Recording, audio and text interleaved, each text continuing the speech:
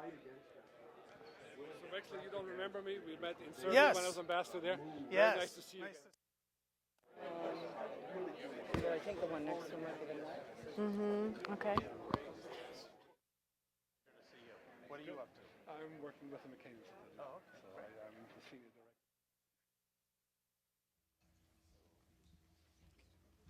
Should we get started here? Okay, welcome. Thank you for coming this evening to our debate on U.S. policy concerning Iran. Are we out of options? My name is Kurt Volker. I'm Executive Director of the McCain Institute for International Leadership, which is a part of Arizona State University.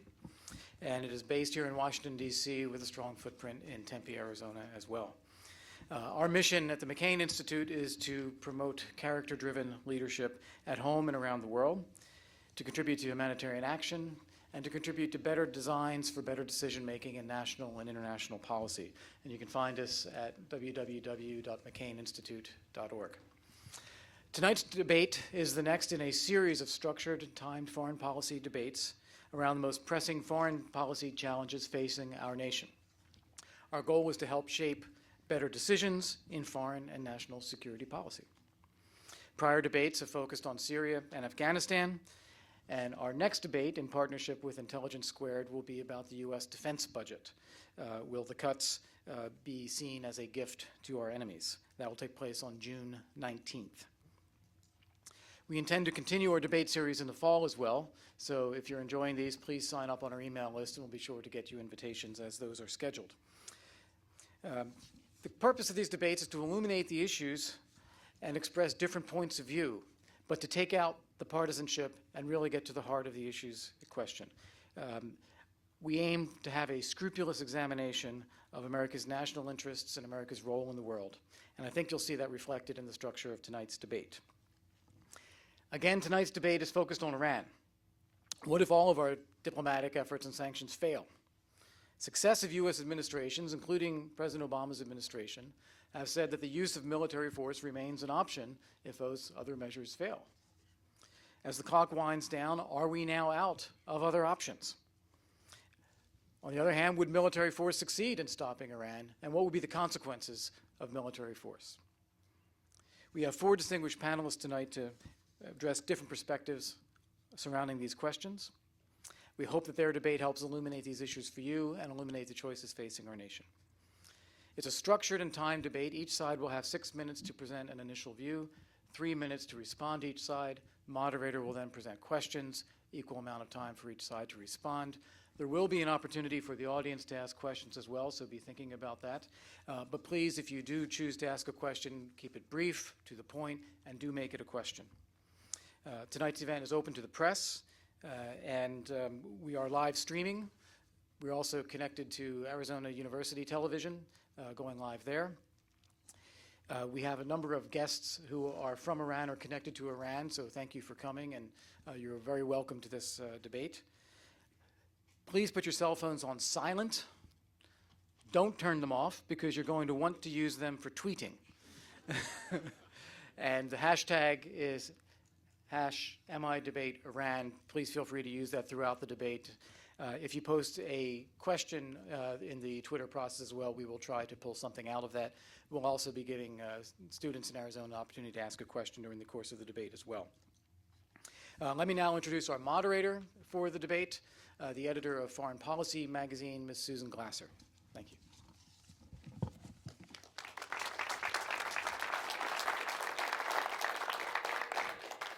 Well, thank you so much to Kurt, and thank you to all of you for coming out on a beautiful spring night. I see the promise of popcorn and a little foreign policy wonkery is alluring even in Washington Spring. So thank you for that, and I'm looking forward to everyone's participation in this debate as well.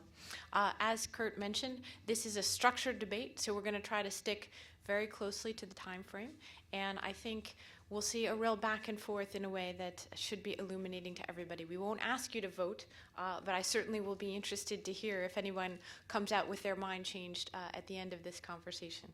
But for now, I'd love to start off by introducing a very distinguished set of panelists. You have a full brochure, I think, that we're handing out with their long and distinguished resumes, but I'll introduce the teams for you so you have a sense of what our adversaries are up against each other, starting right here with Danielle Pletka, who is the Vice President of the American Enterprise Institute, and her partner for the purposes of tonight's debate, former Congressman Robert Wexler, who is now the President of the Abraham Center for Middle East Peace. Thank you very much. They will be arguing on the side that now is the time when we need to look at the military option. Up against them are a formidable pairing of, call them the ambassadors. We have two of them. They've served in just about every possible place and way and have teamed up just today, I believe, have both signed a new report from a distinguished group arguing the case for negotiations and for letting diplomacy work with Iran. First, we have Ambassador Jim Dobbins, who is the Director of International Security and Defense Policy at RAND. And his colleague, Ambassador Thomas Pickering, who is now the Vice Chair of Hills and Company. So I want to join all of you in thanking our distinguished panelists today and our debaters, and hoping that they'll let her rip and not be nearly so polite as their distinguished titles would have us suggest. So thank you to all of you in advance, and may the best team win, as we say. So.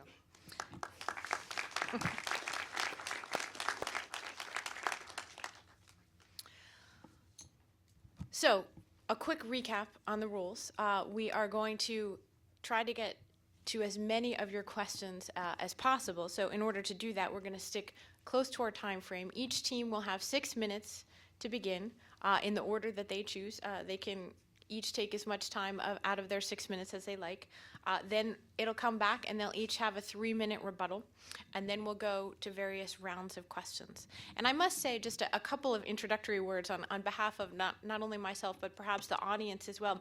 I'm particularly looking forward to this conversation because I don't know about the rest of you, but I do feel that there's a certain Groundhog Day-like quality to the Iran conversation. It's spring in Washington, so we must be having a discussion about whether it's finally time for us to take this debate to the next level, and whether we've run out of other ways to do it and we need to strike now.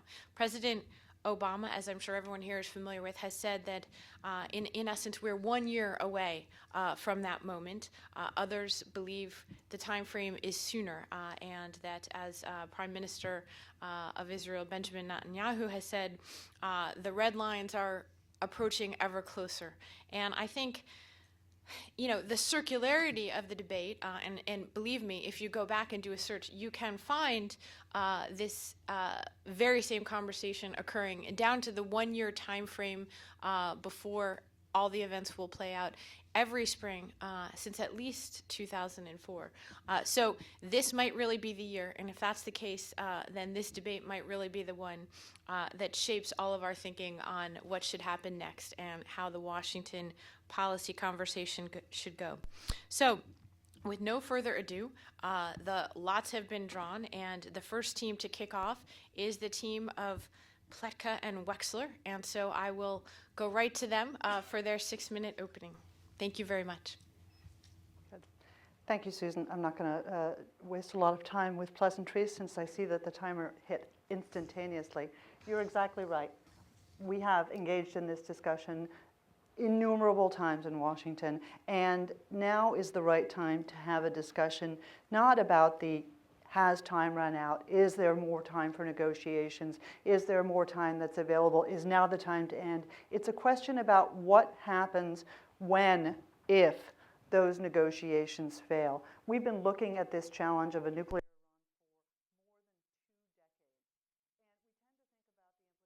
here in Washington, but of course the implications for the region are substantial.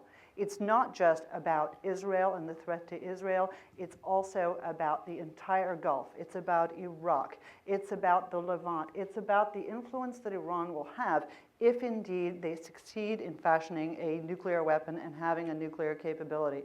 We've been engaged in negotiations over the question of Iran's nuclear capacity for some time, most recently a couple of weeks ago in Almaty, at which point the United States tabled yet another offer for the Iranians to persuade them to come and give up some of their capability, some information, in exchange for some concessions on sanctions and a variety of issues.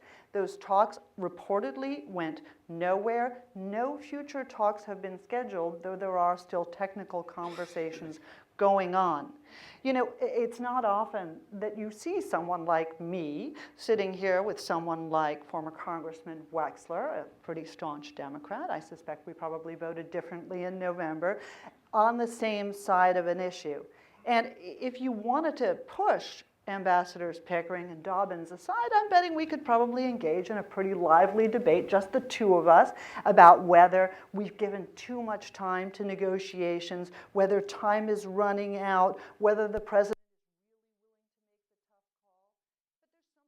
we agree about 100%, and that is that once negotiations have run their course, the right choice, unfortunately the only choice, if Iran is not willing to give up its nuclear weapons program, is for the United States to strike Iran militarily. Now, no one who supports the military option believes it's going to be a panacea. It's going to be a dangerous operation for whoever undertakes it, and it's not going to be an end to the Iranian nuclear program. I don't think we're fooled about that at all. On the other hand, a delay may be better than what comes next, which is an Iranian nuclear capability, intimidation of the region, possible use of the weapon, possible proliferation. None of us are technical experts, but I think that the details on Iran's progress are very telling. They give us a sense that this is a debate that's likely to come to an end reasonably soon. It's not going to go on for years. As of the last IAEA report, Iran had 5,500 kilograms of enriched uranium. They had 1,500 enriched to 20%. What's the president thinking about these things? Congressman Wexler has a really good idea about the president's thinking on these issues. Well, thank you. I'm a Floridian, and like too many Floridians possibly, I've been to Disney World way too many times. And one of the exhibits is the Hall of Presidents. At least the way it used to be, the thing you could buy there was a book. And it had in the book 2 pages for each president. One page would be a big picture, a portrait, and the other would in essence be the synopsis of the president's term in office. Let's envision President Obama's page in the Hall of Presidents Disney World exhibit. I would suspect that about 2/3 of the page is going to deal with domestic policy. Either he's going to be FDR if the economy goes right, or it'll be Hoover if it doesn't. It'll probably say he was the first African-American president, and then after that it'll say he was the guy that ordered the action that caused the bringing of justice to Osama bin Laden. Iraq most likely won't be on his page much. That'll be on President Bush's page. Even Afghanistan won't be on President Obama's page. It'll be mostly on President Bush's page. But what will be on the remainder of President Obama's page, I would argue, I would expect, is on his watch. Did Iran become a nuclear weapon holder or not? And the bottom line on President Obama's policy, I think it's worth it to just read a quick quote that he said while he was visiting Israel recently. We do not have a policy of containment when it comes to a nuclear Iran. Our policy is to prevent Iran from becoming a nuclear weapon holder. We prefer to resolve this diplomatically, and there's still time to do so. All options are on the table. We will do what is necessary to prevent Iran from becoming the next world's nuclear power. What are the means to prevent this? Of course, sanctions. We'll go into that, no doubt, that have been relatively successful in terms of exacting economic pain, but a big question mark, unfortunately, so far in terms of has it caused a change in Iranian policy. What's at stake? Enormous security challenges, of course, our own, our allies, particularly Israel. Also economics. Let us not forget that a good percentage of the world's oil goes through the Strait of Hormuz, which if Iran became a nuclear weapon holder, would hold the world's economics hostage, and the complete, in essence, tearing up of the Non-Proliferation Treaty if Iran were to become successful in obtaining a nuclear weapon, and U.S. credibility, not just the president's. And I'll stop with this. But should Iran become a nuclear power after the President of the United States has adopted a concrete, clear policy of prevention, the American credibility, not just in Israel, not just in the Gulf, but worldwide, will be dramatically impaired in such a way that it will, I would argue, profoundly affect our interests, not just in terms of security, but our interest all across the world in every vein. Congressman Knuckler, thank you very much. That was excellent. I can see your training on the Hill led you to observe the timeline, and we don't have anyone to yield time to you. So thank you very much for that opening. Ambassador Dobbins, that's a good point to pick up. Would the military option even be effective in stopping Iran, if that's the goal that everyone here agrees on, in stopping Iran from obtaining the capability for nuclear weapons? Why should we believe that the military option would actually yield that result? Isn't it possible that it would simply lead to a broader war or to putting back the timetable a year or two? Can a nuclear determined power be stopped? Well, I think for anyone here to decide which side of this debate they come down on, they have to weigh the risks of further negotiations against the risk of war. Now, the risk of an American attack on Iran is not that it would close the Straits of Hormuz, rocket Israel, unleash Hamas and Hezbollah, attack U.S. bases in the region, and launch a worldwide terror campaign. Those are things we can deal with. The risks of launching a war with Iran is that it would respond cautiously, that it would play the aggrieved party, that it would seek international sympathy, that it would unravel the large global coalition that's currently restraining its nuclear possibilities, that it would dismantle the sanctions regime, that it would withdraw from the NPT, that it would send the inspectors home, and that it would accelerate its nuclear program at unknown sites which we couldn't find and therefore couldn't destroy. Those are things we can't prevent. Now, I think you have to ask yourself, when you try to consider what the consequences of a nuclear Iran is, what are Iran's neighbors afraid of? They're not afraid of Iranian aggression. They're afraid of Iranian subversion. Nobody thinks that Iran is going to invade and occupy any of its neighbors. It doesn't have the capability of doing so. It wouldn't have the capability of doing so even if it had nuclear weapons. But it does have the capability of appealing to dissident populations throughout that region, to Shia, to Palestinians, and to others. And its appeal to those populations would be intensified if it was the victim of an unprovoked attack. In fact, I think you can make a good case that Iran's ability to project influence in that region would be greater as the victim of an unprovoked American attack than in Iran with nuclear weapons. Ambassador Pickering. Jim has sketched out very importantly the problems of the use of force. I'd like to talk to you a little bit about negotiations. And the background for negotiations is the following. The U.S. intelligence community agrees that there may have been an earlier Iran program, but there is none now in terms of a decision to make nuclear weapons. Even more importantly, General Clapper recently testified that he believes there was a very good chance he would know if that were going to happen. Those are important. I also ask you to cast your eye over the American public.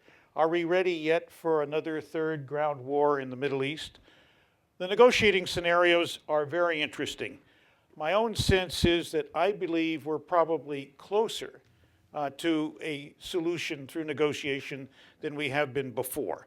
And I'll tell you why. I think that the effectiveness of sanctions, and indeed the pressure that has been put on Iran, has led to two very interesting developments. One has been that rather than having negotiations take place once a year for one day, we have seen over the last year and continuing this year a rather steady and significant series of negotiating activities. The reports from those have been a combination of some enthusiasm and some misery. So they're not yet clearly at the sense of a negotiation moving to some kind of effort that we could call essentially the end of the beginning. But we certainly have seen the beginning of the beginning in negotiations. Substantively, I think it's important to note that rather than, gosh, yet another proposal, there is a series of proposals from the P5+1, mainly focused around dealing with 20% enriched material. Very important. Danny said there were 1,500 kilos.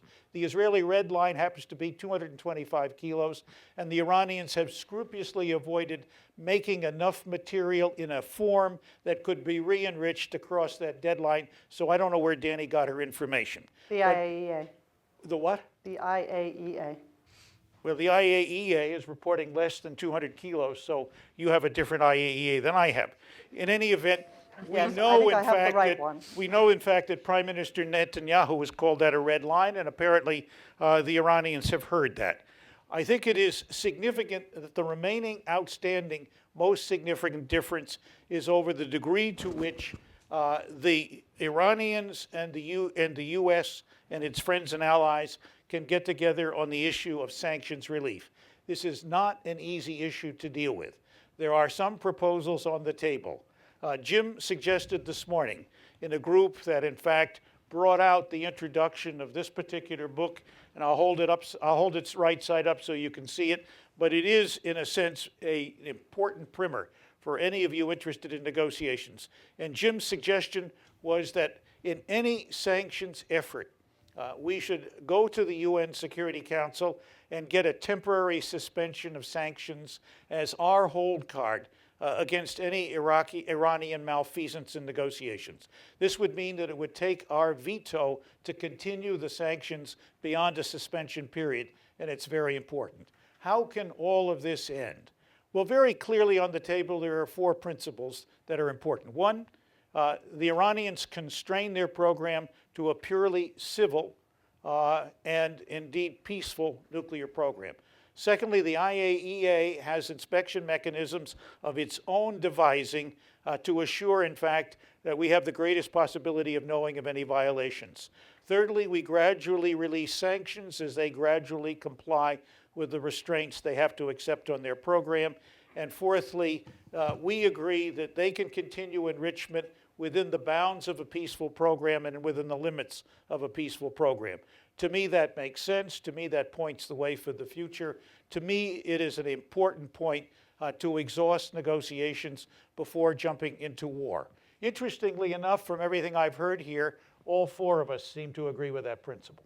All right. The ambassador's team also ends on time, so thank you very much for that. We're going to go to rebuttals, 3 minutes, and I'd like to go back to Pletka and Wexler with this question. Ambassador Pickering has just said, are you ready for a 3rd ground war in the Middle East? And is that going to be the consequence of the military option that you're advocating? I voted at the time to give President Bush the authority to go to war in Iraq. It was the most difficult vote of my political career, and one that was politically, no doubt, the worst vote that I made, and in many respects I regret that vote. I do not think that anyone, and nor would I suggest that anyone would, lightly consider the extraordinary consequences of yet a 3rd military action.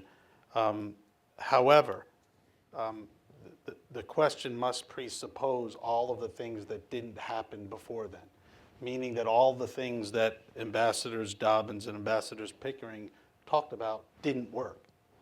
That's the key. If all of the things they have proposed didn't work, and we were ultimately left with the question of, do we prevent or do we contain? I argue we prevent. We have no option. And if prevention requires military action, then I actually believe, because of the way President Obama has quite modestly, in many respects, approached this, the American people, the vast majority, would be supportive. I think part of the question, of course, goes to whether any of us are military tacticians. I guess I can only speak for myself in saying I'm probably not one. So I don't know whether what would be required to strike the Iranian nuclear sites is in fact a ground war, given that none of us have suggested that the aim of any military option is in fact to invade, occupy the country of Iran and, let's say, depose the regime. I don't think that ground troops would be necessary, but perhaps I'm confused about what the imperative is here. I think part of the challenge that we're facing up to, and I do want to come back to you on the numbers because I think they're important, but let's set that aside for a moment. The challenge that we're facing up to here is that we're on a timeline that is not one of our own choosing. If the aim of sanctions is indeed, as as one of our worthy opponents suggested, to have more negotiations, then those sanctions are really pretty darn awesome, because we're having a lot of negotiations. But the aim of sanctions is not to get to negotiations. It's to persuade the Iranians of the wisdom of giving up their nuclear program. And by the way, giving up what may well be, according to Yukio Amano, the director of the IAEA, elements that are secret to us. In other words, progress that has been made about which we're not aware. Okay? That is the challenge. It's not about should we keep talking. We can keep talking. That's always a good idea. The point is, at a certain moment, Iran is going to have a nuclear capability, and at that moment, the question before the President of the United States will be to act or not to act. He has said very clearly he believes he should act. We happen to agree. Congressman Wexler framed this as an issue of whether you're really willing to embrace containment. Ultimately, you say that the goal is to stop Iran from obtaining the ability to have a nuclear weapon. But really, doesn't your argument suggest, ambassadors, that rather than prevention, ultimately containment is something that you're willing to live with if the alternative is war in the Middle East again? Well, I'd say, first of all, that as I understand, this debate is about whether we should now be giving negotiations a further chance or not. But on the issue of containment or prevention, the U.S. government agrees that they cannot prevent Iran from getting a nuclear weapon. They can only delay it. So it really is a question of, do you deter Iran, or do you delay their development of a nuclear weapon, thereby making it, A, more likely that they ultimately get it, ensuring that they get it under conditions of extreme hostility, and creating the other consequences which I've laid out. Tom, you want to add? Containment is a code word for accepting an Iranian nuclear weapon and using deterrence to try to prevent them from exploiting it. I don't agree with that. My colleagues don't agree with that. Secondly, it is very clear to everybody who has looked at the military piece, and again, I recommend the predecessor volume to this that looks at the costs and benefits of the use of military force. The best that one can estimate, and a number of generals, including a former CENTCOM commander, signed this document, is that you can get through aerial bombardment on a continued basis, maybe 4 years relief. But everybody who looked at it believed that you have to invade and control Iran to stop its nuclear program with the use of military force, which is why we have said the military option only works if, in fact, you enter another ground war in the Middle East. And I think it's important to keep that in mind. Finally, I agree with Jim. I thought we came here to debate whether we should drop negotiations now and use military force. Iran has nuclear capabilities, no question. Those capabilities are being developed. They concern me. The president has said when he believes they have gone to the decision to make a nuclear weapon, he will employ everything on the table to stop them. I don't disagree with that. I think that we all join in seeing the importance of stopping an Iranian nuclear weapon. But I don't believe, and I haven't heard Prime Minister Netanyahu say recently, that he believes that we don't have time to continue with the negotiating process. Well, thank you. We've now done with the opening statements and the rebuttals, and so I'm going to jump in with some questions to keep us going right on that theme. And in fact, I'd like to start right with your question, Ambassador Pickering, which is, should we continue to invest in negotiations, or have we run out of time? And if so, how will we know? Going right back to this Groundhog Day nature of this, we've had UN resolution after UN resolution. We've had tightening sanctions over and over again. We've had years, literally years, worth of P5+1 negotiations over and over again. And nonetheless, every year it's reported that Iran has continued to press forward with this nuclear program in some ways. So it sort of begs the question at this point, how will we know? What is it that makes one team here see that there's more potential in negotiations and another team here say no? So I'd like to ask, first of all, Congressman Wexler and Danny, what you think about how do you know that time is up? I think that, first of all, we've gotten into what you call this Groundhog Day discussion about negotiations, which is an entirely sterile debate. There is absolutely nothing wrong with negotiations. I think that we can continue talking to the Iranians for as long as we like. The challenge before us, as I said, is not whether or not we should continue to negotiate. The challenge before us is, are we achieving something, and is it doing anything to get to the end result that we seek? After all, the purpose of these, quote, crippling sanctions is for us to get the Iranians to give something up, not for us to simply get to the Iranians to the table to play out the clock until they have a better hand. And I think that that's the thing that we agree upon. You know, again, should we continue talking? No, I have no objection to talking. We can talk all we want, but we do need to achieve something. And that's why the president has said on numerous occasions, this is not an endless process. The window is not always going to be open. There is a wide recognition that Iran will reach this point. Now, I do have to disagree with our colleagues about the clarity that there will be.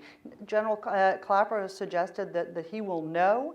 Yeah, he will know exactly the same way we knew about 9/11, or we knew about the Iranian program, or we knew about the Syrian program, or we knew about the North Korean program. Our track record isn't exactly perfect. Sorry, I hogged too much time. Congressman? That's okay. Well, you get to respond as well. I think it's important to ask the question, and I too support extended negotiations.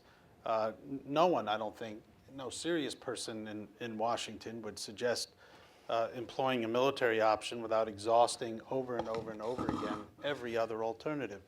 But does anybody seriously believe that if President Obama had taken the military option off the table, that we'd be negotiating with the Iranians? Of course we wouldn't. And following that line of logic, it concerns me, this notion that the military option, or that the credible element of a military option, is just a sideshow to the negotiations. They're not. I would argue that, unfortunately, a credible military option is one of, if not the most important element of a serious set of negotiations that reach the conclusions that Ambassadors Pickering and Dobbins provide. And so I think it's extremely important to also recognize, as one more point, if I took away one thing from all the dozens of briefings that I received in Congress about Iran, was that as unified as the Iranian leadership may have been, and still is, with respect to the pursuit of a nuclear weapon, the one thing the clerical leadership values more than their nuclear program is their power. And I would argue that while it's one strategy to attempt to alleviate a nuclear weapon program, it's also another strategy to challenge the power of those that currently rule Iran. And I would argue that at the end of the negotiations, should they fail, it's probably time to combine the policy of President Bush and President Obama and make it a all-hands-on-deck policy, and take the best of the regime change policy and marry it to the best of the negotiation policy with the military option still at hand. And maybe that's our last card. Team ambassadors, I got to ask you this question, and Ambassador Pickering, I'll go right to you. So what is to stop us from having this process go on absolutely forever? How is it that we can't string this on forever? When are you willing to say that diplomacy has not succeeded? You know, we have a rule in my house that if you've been saying you're going to clean the attic for a year and you haven't done it, you're not doing it, right? So we've been doing this for a lot longer than a year. You know, how long is too long? Susan, if you're not making progress, you know it. We are. It's not millennial, but it is there, and it's real, and I made those points. Secondly, Danielle Pletka doesn't know what she wants. She wants something to drop from the tree like a ripe fruit as a result of the sanctions squeeze, but she's never defined it. Certainly, having Iran give up entirely its full nuclear program is not on as a sanctions deal. What is on, I think, is a deal which can constrain them. Finally, I'd ask Congressman Wexler to take his mind back to the Iraqi decision. What you just recommended is Iraqi decision son of with respect to Iran. And you need to think through what that means. Are we going to occupy Iran to achieve our objectives through the use of military force? And don't forget, we are not wonderful occupiers. We are not good at changing regimes. We ought to learn a little bit from the last 2 episodes in which we worked that particular problem so badly. Combat operations were very successful. After that, the whole thing went to hell in a handbasket. So think about it. Okay, we can see who drew the bad cop straw in this team here.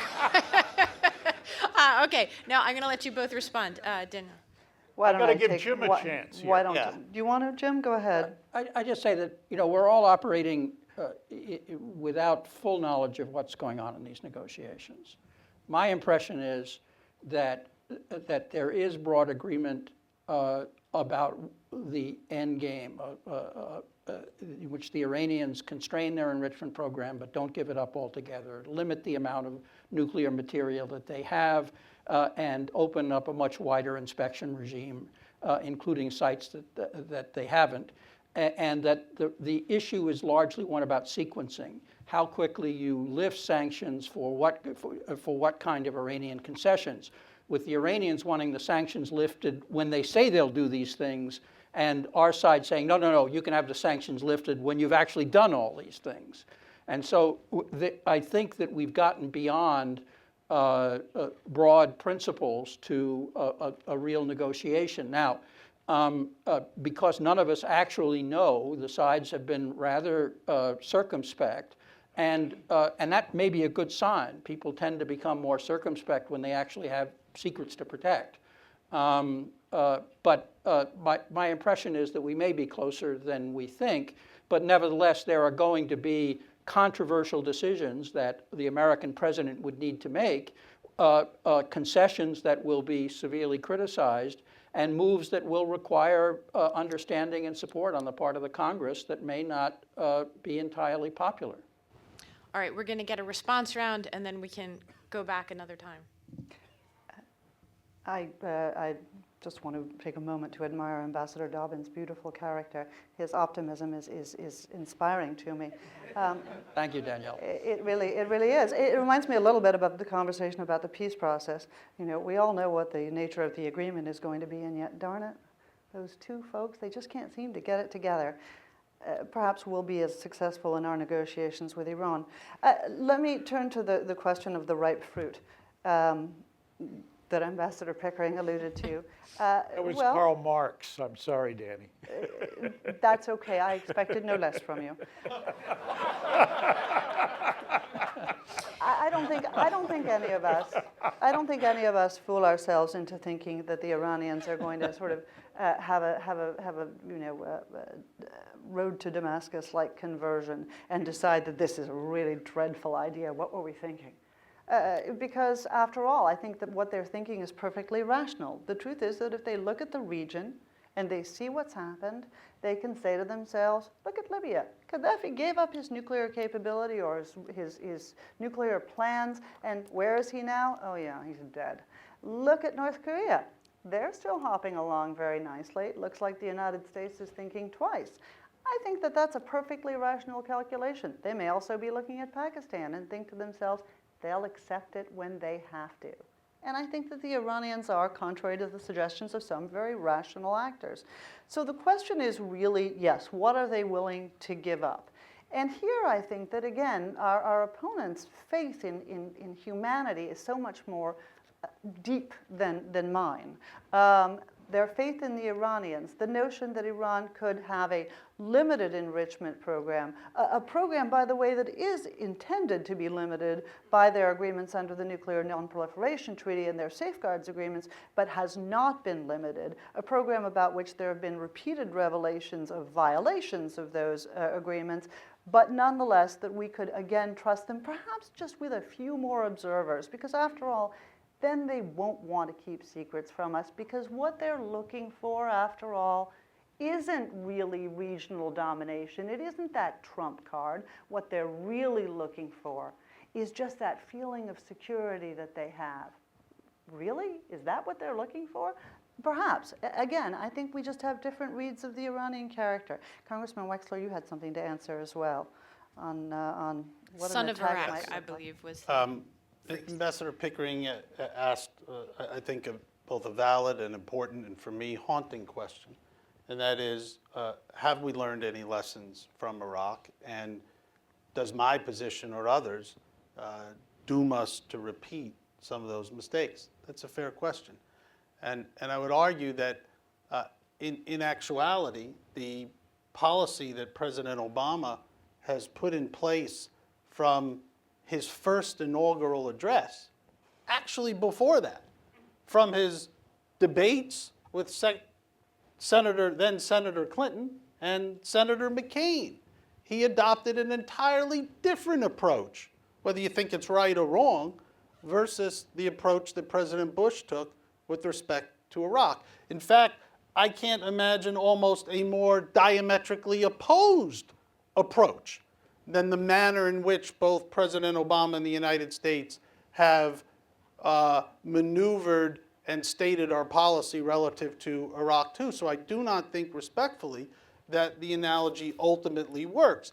After all, it's not even the United States that is directly negotiating with Iran. We're doing it with our European allies. We're doing it with Russia. We're doing it, in theory, with China. These aren't a set of sanctions that are unilateral by the United States. If they were, they would be hardly effective. They are a set of sanctions that has been adopted and approved by countless numbers of our allies. The Treasury Department, the State Department, has, with great pain, gone through with even those that are not our allies to work with us in applying pressures. If all of these things do not work, and that's the big if they all do not work, then President Obama is in a far different set of circumstances that unfortunately we were in when President Bush went to war in Iraq. And then ultimately, in Iraq, we were found out to be wrong with respect to weapons of mass destruction. I suspect that if, God forbid, a military option was required, and whatever it was we alleged in Iran, I would hope and suspect that this time we would be more accurate. Ambassador Dobbins, I got to ask you, Danielle Pletka says that you have a touching and even naive faith in the Iranian character and your ability and their ability to negotiate with us in good faith.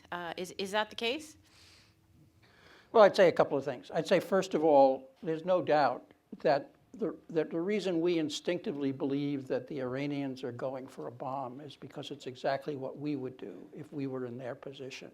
No American policymaker would choose any option other than gaining nuclear weapons if he was surrounded by the United States, Pakistan, Russia, India, and Israel. So, you know, there's a natural instinct. Of course they're going for a bomb. I think there are a number of other factors, though, that constrain that decision and make it fairly costly for them to cross that threshold. They've been careful not to cross that threshold, although they keep inching up to it. They could have had a bomb sooner than this if they really wanted one badly enough and were prepared to pay the consequences. I don't think it's necessarily the threat to attack them, although that may be a factor. They negotiated with us for 5 or 6 years before we threatened to attack them. I think the sanctions regime and the degree of opprobrium they'd get if they cross this threshold is one of the things that are holding them back. In terms of whether you can negotiate with the Iranians, you know, I mean, I negotiated with the Iranians over Afghanistan in 2001, 2002. They were quite helpful in that regard, and they negotiated quite seriously and without great difficulty. The government there has changed then. Ahmadinejad was elected a year later and has been a much more difficult interlocutor, and therefore I've had less hope for a similar relationship under his leadership. They're having another election in a couple of months. Iranian elections aren't free and fair, but they are completely unpredictable. And they do have consequences, and Iranian policies have changed significantly under different leaders. We've missed opportunities with other leaders when they made openings, and I'm hoping that if those opportunities occur, and I think they might, that we'll seize them this time. Might I add just two things, Susan? During that period, that is before 2008, Iran accepted for 2 years to stop enrichment entirely. Iran at the same time agreed to accept the additional protocol to the IAE, which is a voluntary more extensive inspection system, which allows the IAEA to say what sites it's to visit with the acceptance of the government in advance. I don't think that the whole question of negotiation is an exercise in disutility. I think it's extremely important. I think that progress is slow. That part of the problem is that on the Iranian side, the point that Congressman Wexler made, let's go for regime change, is certainly not helpful in bringing about an agreement on a particular set of issues constraining their nuclear program. But we will only know until we make the major effort to try. And Jim and I have pointed out that the bridge to cross is a serious one and not an ephemeral or indeed not a unimportant one. But it is nevertheless a bridge that I believe it is possible to cross. And there are ways to cross it, as I explained, that continue to keep our powder dry, so to speak, and keep us in the driver's seat. And that's the kind of approach we need. And I think that I couldn't agree more with Congressman Wexler that says we should exhaust all of the opportunities, certainly within the time allowed us. And that time is obviously not working on our side. But I think we have time now. And I think the debate is not whether ultimately should we use a military force, which is what the other side is trying to turn it into. The debate I was invited to come here to make was, should we use military force now and forget all of this silliness that the diplomats are involved in negotiation? And I can tell you, in fact, that it is that kind of attitude and that sort of approach, the substitution of military force for diplomacy on a premature basis, that got us into deep trouble for the last 10 years in the Middle East. Yeah. I'd like to let you respond, and then I want to probe a little bit more into this question of the military option that you're advocating. Up until now, Congressman Wexler, you have made the argument that military, having the viable military option is important as a tool in the diplomacy, but I haven't heard a lot from either of you about why it is you believe that should negotiations fail, that this is a viable option or that it is an effective one. But please respond to Ambassador Pickering as well. First, I just want to be clear, and I don't know exactly what explanation you received, but I personally completely support all of these efforts.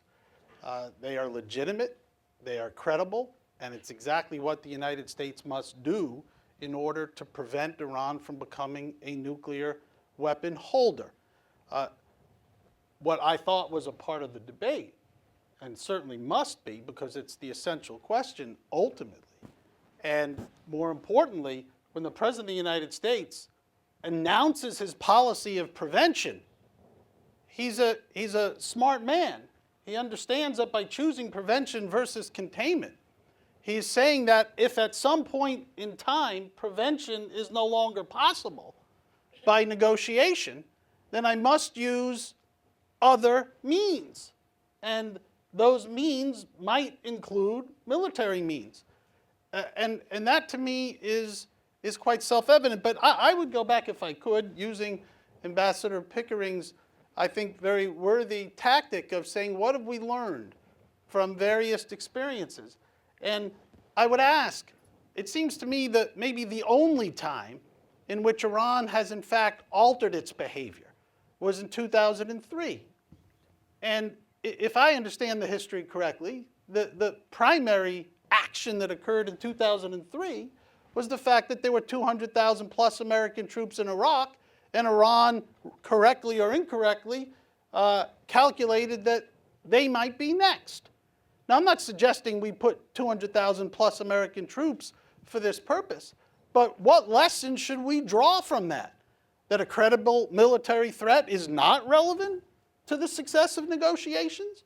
Or that a military threat is just one factor? I don't think so. The lesson I draw is, rightfully or wrongfully so, a credible military threat may in fact be the most significant element that we have to achieve your negotiated success. Yeah, you may be right. I mean, I don't think it's a knowable proposition. Our experience is that coercive diplomacy, that is threatening somebody in order to secure their behavioral change, usually doesn't work, that it makes them more difficult to do what they're doing. So, you know, in 1999, or going back even earlier, in 1991, we told Saddam if he didn't get out of Kuwait, we would throw him out. He didn't get out, we had to throw him out.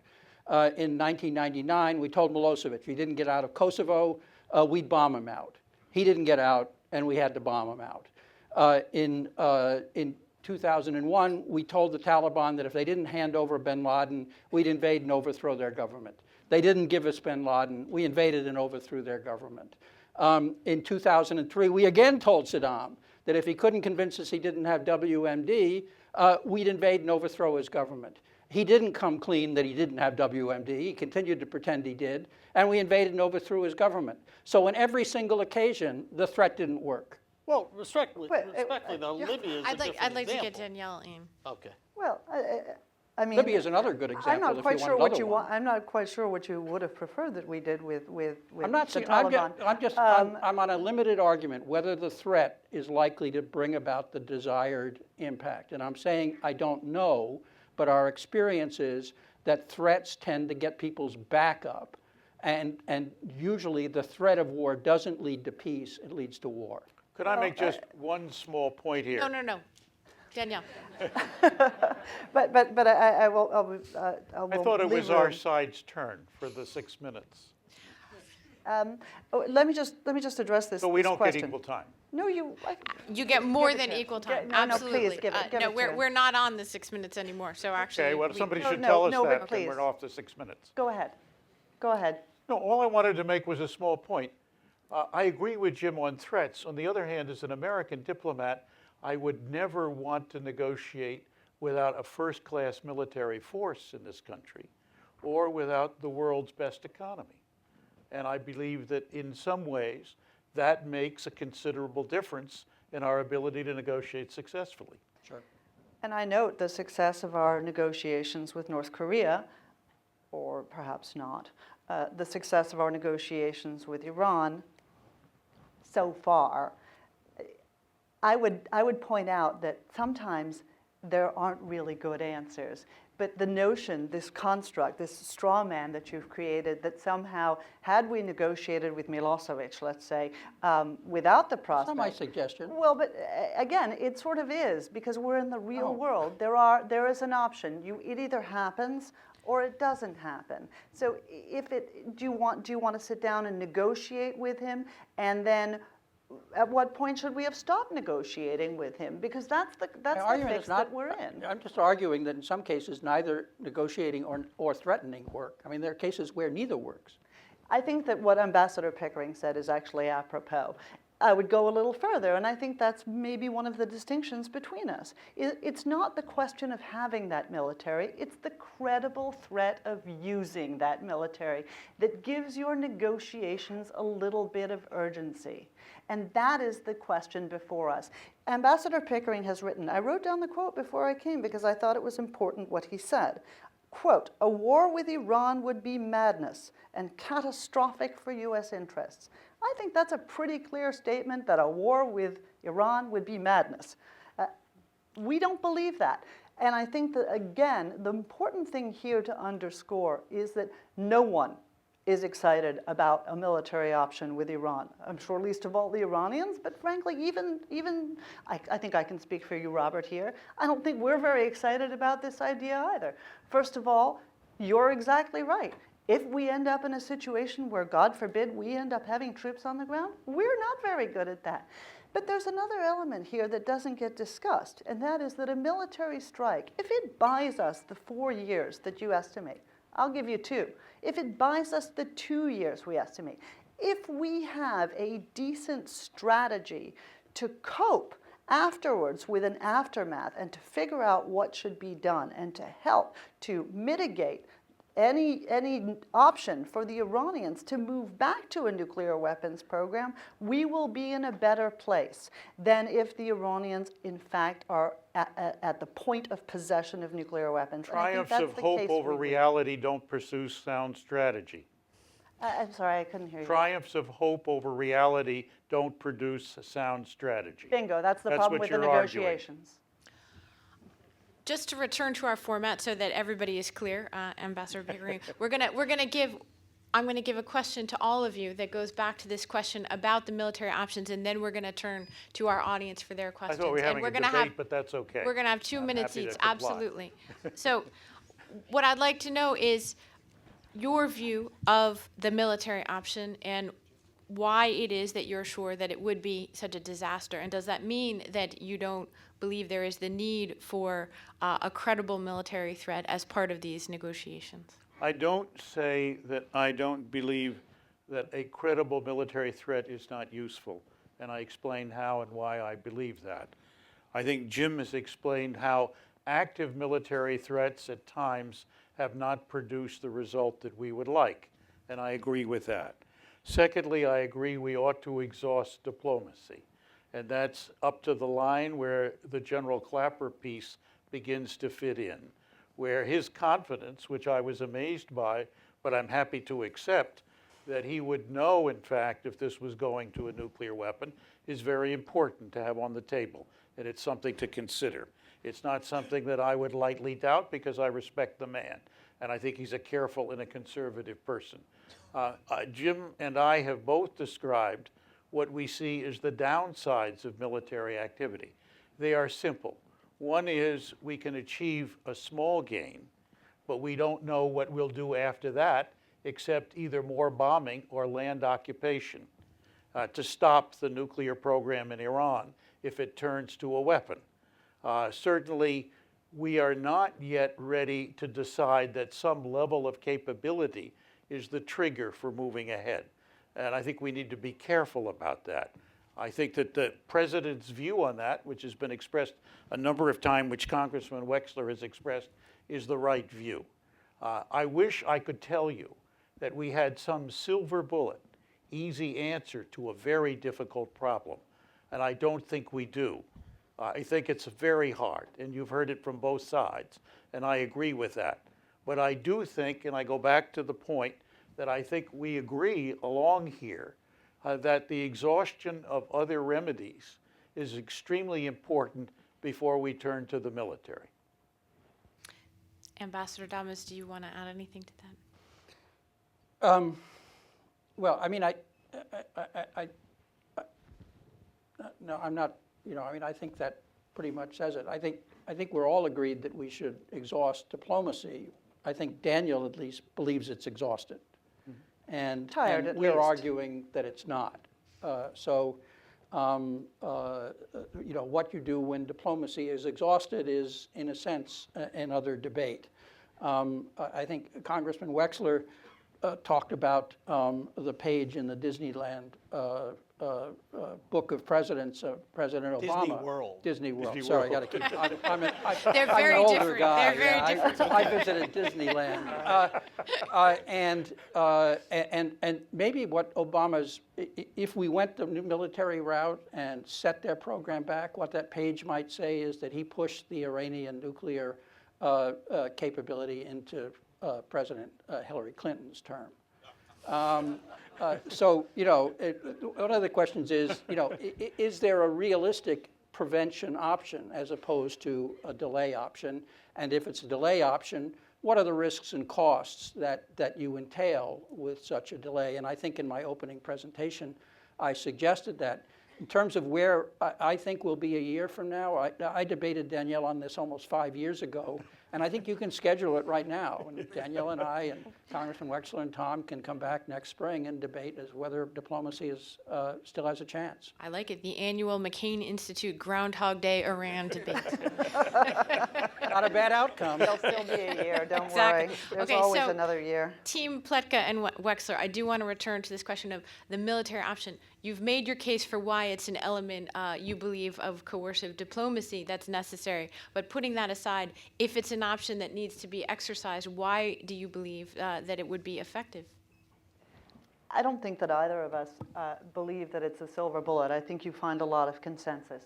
There's no one who can make a persuasive case, and you don't hear in Israel, for example, where you first heard talk about military action, that any military action would be a silver bullet, though clearly the United States has much greater capability on the military side than Israel would. That being said, I think that there is broad agreement that it could cause a serious delay in the Iranian nuclear program. And at a certain moment, you are forced into a little bit of what we've been talking about here today and what Ambassador Dobbins and Ambassador Pickering have been writing about, which is a bit of a cost-benefit analysis. And I guess that there are those who believe that the costs of an Iranian nuclear weapons capability are lower than the costs of a military strike. And I don't think that that's our assessment. I don't want to speak for the congressman. I think there's a further point here, and that is that we can't talk about this in a vacuum. This notion that we all have tended to refer to in shorthand, that somebody's going to do it. Right? Who's going to do it? Are we going to do it, or are the Israelis going to do it? This doing it is a great corruption of what needs to happen, which is that you do need to have a strategy for day 2 or week 2. You do need to have an idea that if we're going to delay the Iranian nuclear program by striking at their key sites, at Natanz, at Fordow, and elsewhere, that we know what we want to do the next day. Because I think our military capacity isn't one that's in any doubt, and probably in the room. The question is, what are we going to do with that time that's afforded to us? And we do need to have a policy in place. And I am hopeful that the president, as he says his policy is prevention, is thinking about those very things today. I sure as hell hope he is. What do you think? Well, I think it's a given that no responsible person underestimates the grave consequences of any military action, let alone the potential for this one.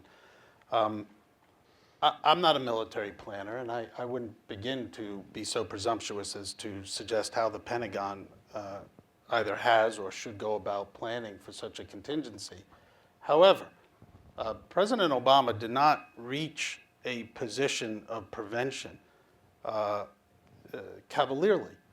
He clearly weighed the options, and no doubt Ambassador Pickering understood every one of the downsides that you listed, but he also understood the other part of this equation, which is what are the downsides of Iran becoming a nuclear weapon holder. And the president clearly came down on the side of the downsides of Iran becoming a nuclear weapon holder outweigh the downsides of a military action should it be required as a last resort. And unfortunately, I think that is the ultimate part of the equation. The president could not reasonably have reached a prevention policy without having the confidence that the Pentagon would be able to implement such a policy. And that is not to underestimate the difficulty of doing so and the consequences of doing so. I would offer maybe just one turn here, though, that I have so much respect for Ambassador Pickering that I will always question myself if I hear him saying what I'm saying is way off. But you suggest that by reinstituting a element of regime change, that would be completely counterproductive and would undermine the effectiveness of negotiations. And I accept that if the president were to go out now and do it. But if at the end of this negotiation process, or if at the 11th hour plus some, and we still haven't succeeded, if we can agree that the one thing the Iranian leadership cares about more than the nuclear weapon program is their own power, if they were to perceive that the President of the United States with all its power, was once again embracing the possibility of regime change, would it not yet be another bit of leverage that might possibly avoid the military confrontation that all of us would seek to avoid? And why, when dealing with a regime such as Iran, the world's leading sponsor of terror, would we want necessarily to forsake what may be ultimately our biggest point of leverage? Because you and I know we don't do regime change very well, and that regime change in Iran requires occupation, and that regime change in Iran will come from Iranians. It will not come from outsiders. And I think we have to live with that tough reality, as attractive as it may seem. Again, another triumph of hope over reality is not what I would call the right driver for the hard thinking that has to go on here. And if an action that you take is going to make it difficult or harder to reach agreement on a nuclear program, then you ought to be very cautious about taking that action, and you ought to be cautious about making the threats. And Jim gave you 4 examples where military threats had to lead to military use. And military use led in some of those cases to useful change, and in some of those cases to deeper and more difficult problems. This is not a kind of slot machine issue in which we put the quarter in and pull the lever and out comes our preferred alternative. Why keep the military option on the table at all? I'm not taking the military option off, and I told you that. I know you don't. Because I Why told not? you I agreed that as an American diplomat, I would not want to enter into negotiations with a situation in which I did not have the strongest of all possible backing. Gentlemen, a great spot to break for 1 second and bring in you, the audience, the very patient audience. I can see we've eaten all the popcorn, so it's time to have at the debaters. And so just to refresh on the rules, I'm going to ask you to state your name, who you're with, and to really make it a question for our debaters. Each team will get 2 minutes to respond so that we can hopefully get to as many questions as possible. Sir, you're the first guy. Mike Connell, Center for Naval Analysis. I have a question. Wait for the mic.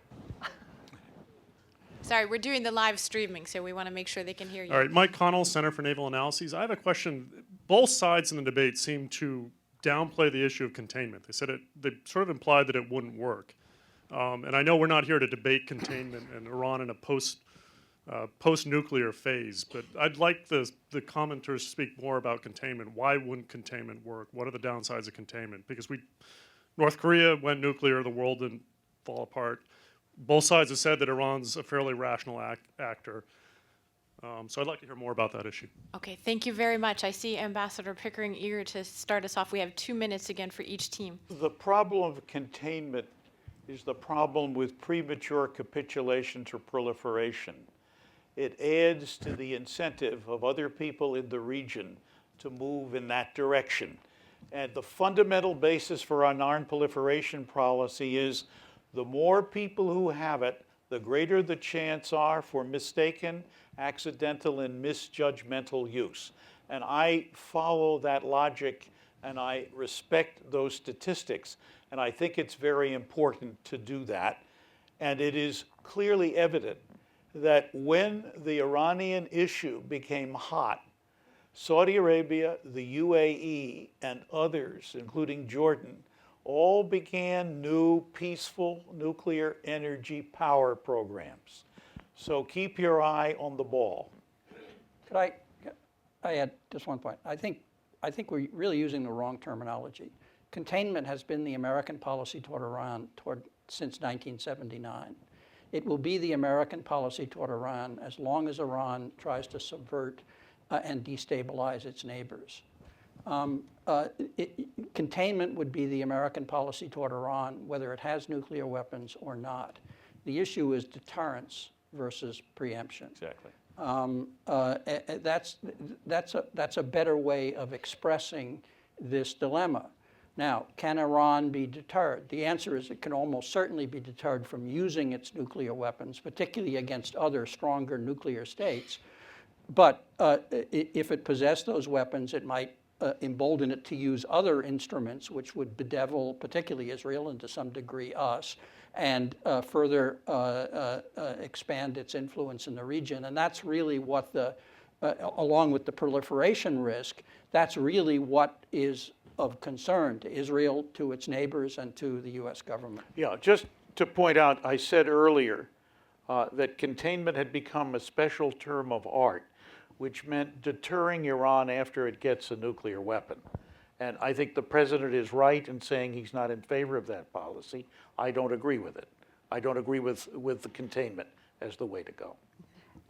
We are going to have a But I have to say I agree with Jim in every sense of the word, that we're going to keep up the pressure on Iran in terms of its intervention in other people's affairs. Mike, you asked about containment. I wrote something on this with my colleague Tom Donnelly about a year and a half ago. You know, the sine qua non of containment is, as I think our colleagues have said very ably, a credible deterrent. The credible use of force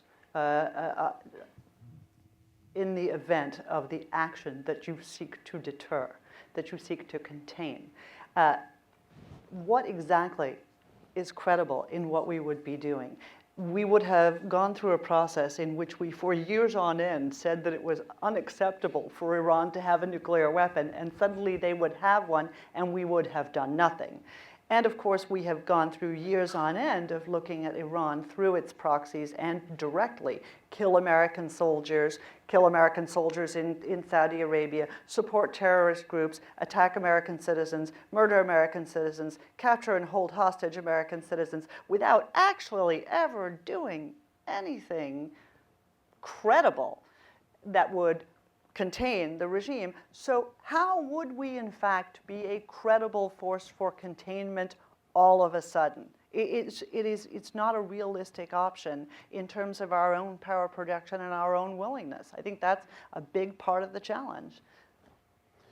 I think there are, in essence, two parts to the gentleman's question. There's the generalized debate of, however you define it, containment versus prevention, and I think both ambassadors answered that question very well. I think there's the second part of your question, which you didn't say, which is after adopting a policy of prevention, what are the risks of the prevention failing and moving to a policy of containment? And I would argue, having adopted very publicly, concretely, clearly, for everyone to see over and over and over again the policy that we have adopted, to then, in some manner, take a step back, we would destroy the credibility of the United States in ways that we couldn't even begin to count.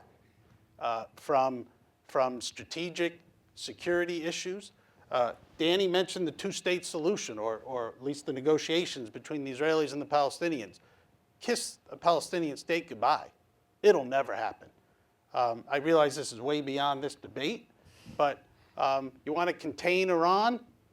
Everyone in the region then goes and pursues, both our friends and our opponents, pursues their own self-interests with a degree of certainty and not looking back 1 minute to see what the United States thinks, cares about, or may do. Because everyone will know we do nothing. And I, for one, would never want this country to be in that position. Congressman, for the Pickering prerogative for 1 sec, I just want to take issue with one thing that Jim Dobbins said, because I think that it's important it not sit out there. I don't know why you're so persuaded that Iran would not be a first user of nuclear weapons. I think that there's no reason for us to be so certain of it. We can doubt, but doubting isn't very reassuring when it comes to a country like Iran with nuclear weapons. We're running out of time, so I'm going to try to squeeze in 2 questions if we can be brief in our questions. So this young gentleman here.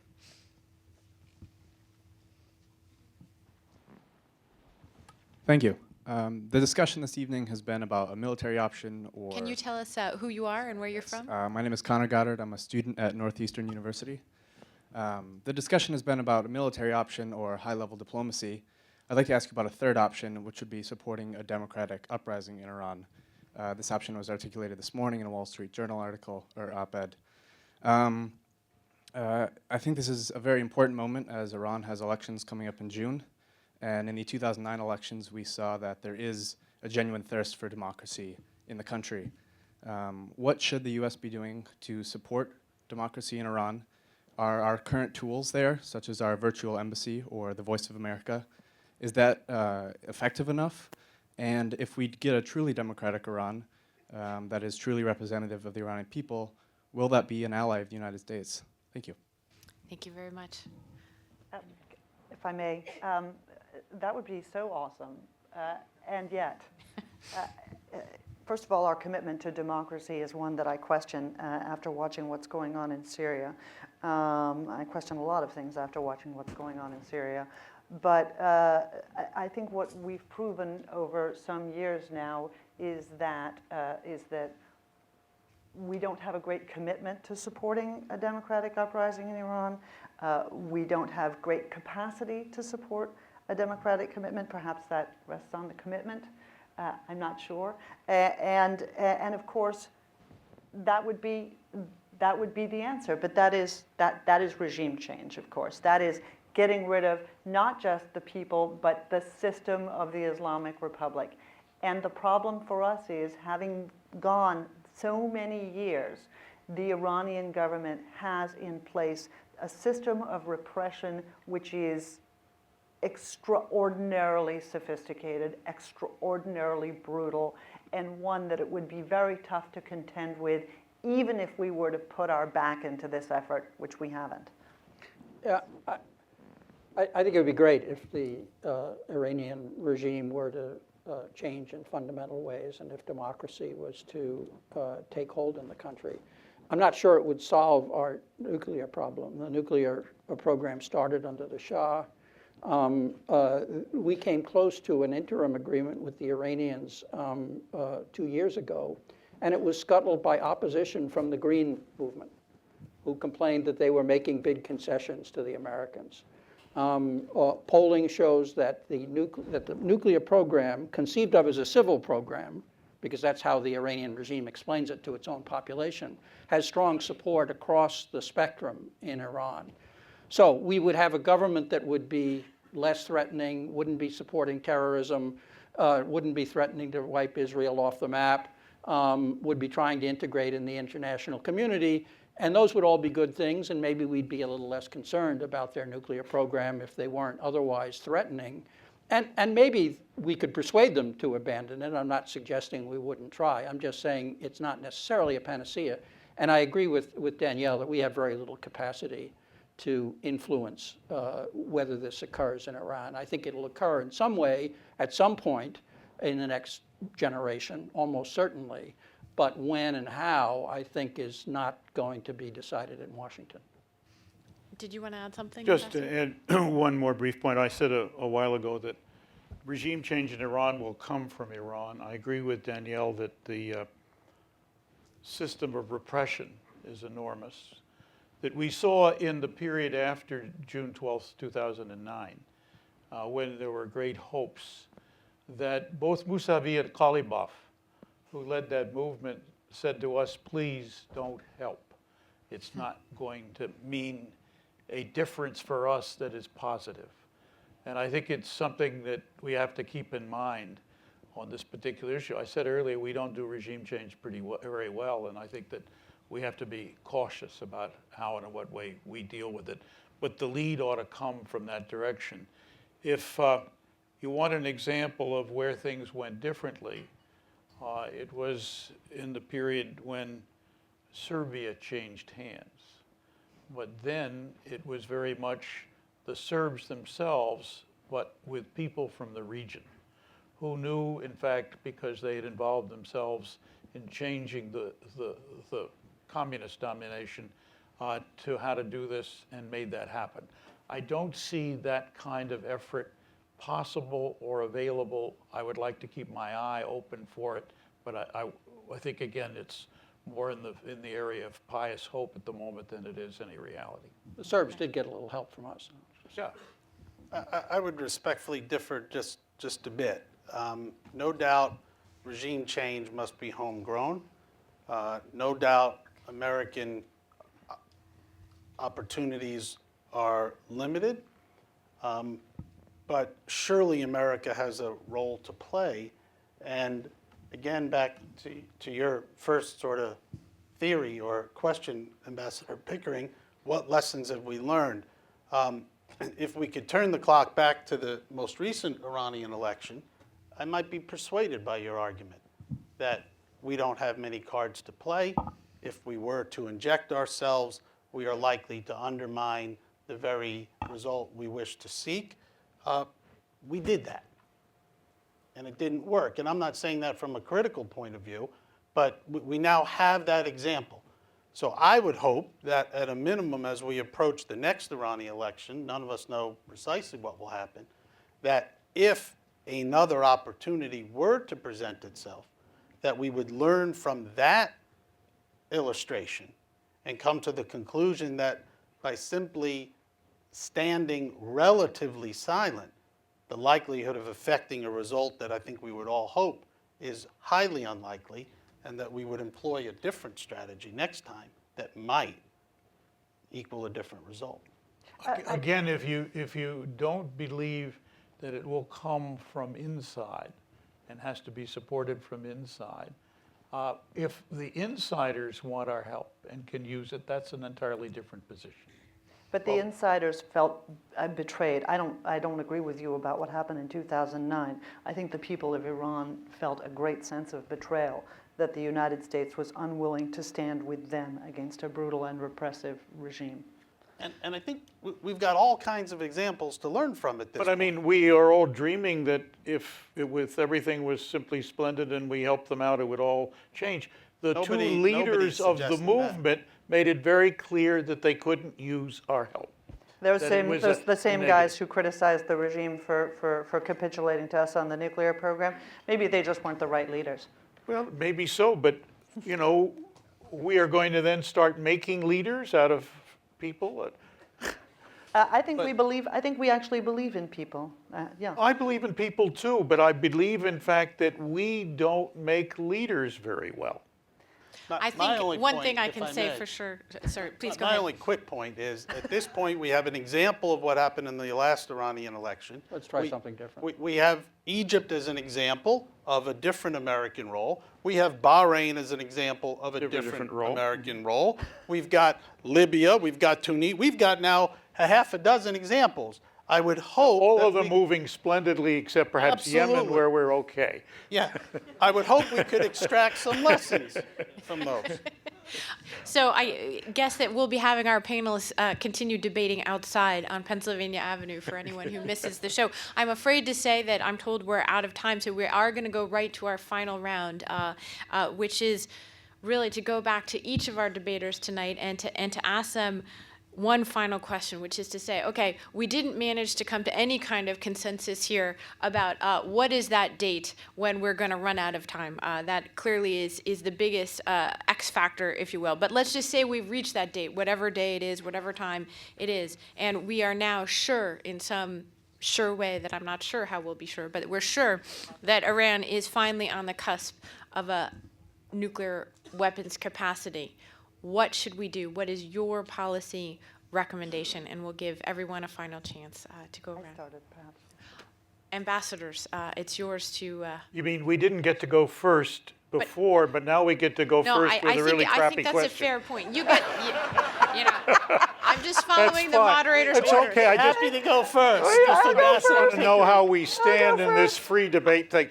I will tell you, anybody who tells you that he will advise the president now, uncertain about the circumstances and what the possibilities are, that the president should move immediately to war has got to have his head examined. My view is the president has said he's keeping everything on the table. I totally support that. And I will support, under the circumstances and at the time, what I believe the president should do, but if I don't know the circumstances and the time, how much time we will have left, what the type of evidence is on the decision, and how and in what way we judge our military effectiveness, and whether it's better to achieve a 2 to 4 year delay or continue with some other pressure tactic, I don't know. But my view is nothing should come off the table. And I think that the president has that onerous and difficult problem of looking at it under the circumstances. Well, one thing I can say is we should send Ambassador Pickering to negotiate with the Iranians, because he's made a very important point here. And in the interest of fairness, it is not right that you should start with the second word and end with the second word. So we're going to alternate. So someone from Team Pletka or Wexler can go next. Go ahead. I concur with Ambassador Pickering. I would say it requires one more statement, in that the president, of course, has said that all options are on the table, but he's also said, and this is his exact language, we will do what is necessary to prevent Iran from getting the world's worst weapons. That's the policy, in a nutshell. And if I could, without interrupting, Senator McCain has joined us, and I think something we all agree upon, and probably why we're all here, is that it's a tremendous honor for us to be associated with anything under Senator McCain's banner. And I may not have always been on Senator McCain's team, but I always respected and admired him regardless. Thanks very much, Senator.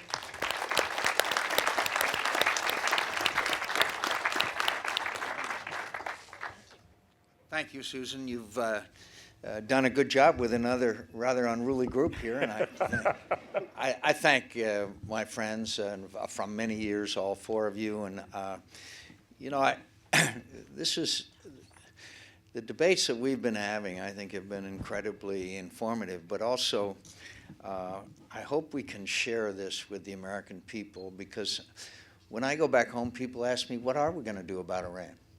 Americans want to know, and the benefit and the knowledge and experience amongst the four of you is even older than me. So I want to thank you for,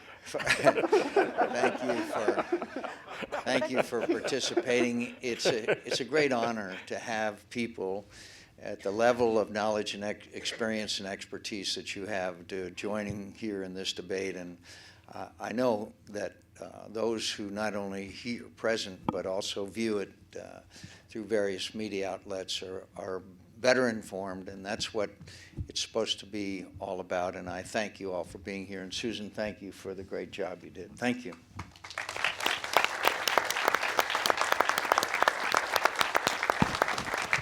That's going to conclude our debate for this evening. I want to thank our debaters again. I want to thank Susan, and thank you, Senator McCain, for coming here. He wasn't able to hear the entire debate, in part because there were votes in the Senate this evening, which I think if you all now check your Washington Post or Twitter feeds, you're going to see were quite interesting votes that took place. So I want to thank all of you and remind you that our next debate will be June 19th on the subject of the defense budget cuts. Are we giving our enemies a gift? Do stay in touch with the McCain Institute by our website. Get on our email list. We will be continuing this series in the fall. And I also want to put in a plug this evening. There will be on National Geographic a special called Locked Up Abroad that features some of the history of Senator McCain's service to our nation. So I want to thank all of you again for coming. Thank our debaters. Thank you.